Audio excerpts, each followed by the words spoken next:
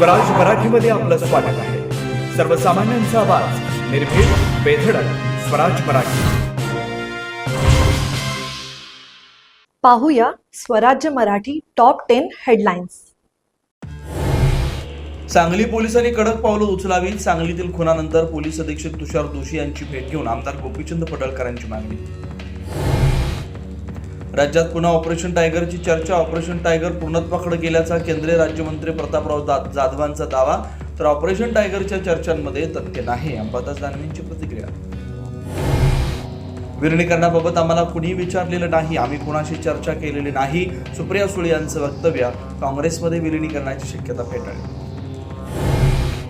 उद्धव ठाकरेंनी मातोश्री निवासस्थानी बोलावली खासदारांची बैठक। ऑपरेशन टायगरच्या चर्चांच्या पार्श्वभूमीवर बैठकीचं आयोजन। माणसं खरेदी करणं, पक्ष विकणं ही विकृती, संजय राऊतांची टीका। नाशिक विधान परिषदेच्या निवडणुकीसाठी महायुतीची विशेष रणनीती। सर्व मतदारांना ठाण्यामध्ये अज्ञात स्थळी ठेवण्याचा निर्णय। महायुतीला मतं फुटण्याची भीती असल्याची चर्चा। अर्थखात्याबाबत मुख्यमंत्र्यांच्या वक्तव्यानंतर खासदार संजय राऊतांकडून कौतुक। अर्थखातं फडणवीसांकडेच ठेवणं शहाणपणाचं, राऊतांकडून प्रशस्तीपत्र।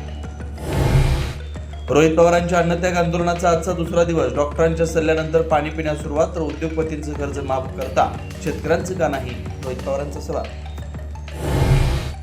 आणि आसामच्या जोरहाटमध्ये वायुसेनेच्या N-32 विमानाचा अपघात। अपघातात पायलटसह 5 जवान शहीद। संरक्षण मंत्री राजनाथ सिंह यांच्याकडून शोक व्यक्त। आता इथेच वेळ झाली थांबण्याची।